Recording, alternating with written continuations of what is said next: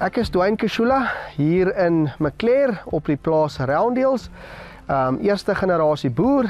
Ek het in jaar 2006 die plaas Confluence gekoop waar my droom begin het.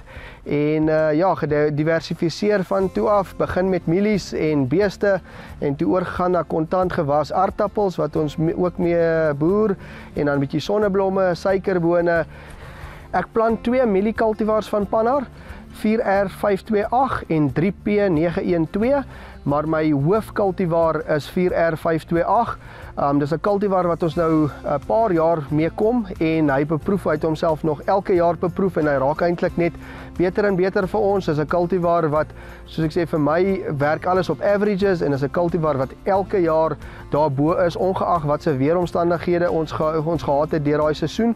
So dis regtig 'n kultivar wat bitter goed werk vir my op ons plase en ek dink in die area. Dis 'n moed om in jou pakket te hê en ja, hy doen regtig goed onder alle omstandighede en so ek sê vir ons is hy definitief een van ons grootste aangeplante areas is 4R528. Dit is 'n ongelooflike goeie mieliebaster. Van my kant af Pannar beteken vir my ongelooflik baie op die plaas. So ek altyd sê vir my dit gaan oor wie gaan jou 'n diens lewer en Pannar lewer vir ons regtig 'n goeie diens as dit kom by data van proewe en dit is maar wat ons help om besluite te kan neem om nuwe basters te probeer en beter te raak in wat ons doen. So van Pannar se kant af is ons ongelooflik dankbaar vir al die werk wat hulle doen van proewe in die area en oral die hele land deur om nuwe basters uit te bring om hopelik vorentoe ons opbrengste te kan lig en niks in te boet verder van dit om net beter te word nie.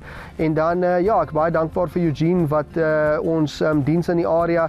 Hy doen 'n ongelooflike werk van dit en hy's altyd, so ek sê, hands-on en hy weet wat aangaan en die lekker ding, Eugene is ook 'n boer, so hy verstaan waaroor dit gaan en op die einde van die dag, dit moet sin maak en dit moet prakties bly en 'n ou moet vorentoe gaan en hy is baie in die lande en oral in die area om, so ek sê, die proefdata te kry en die mielies fisies te sien en hy verstaan wat aangaan op die grond.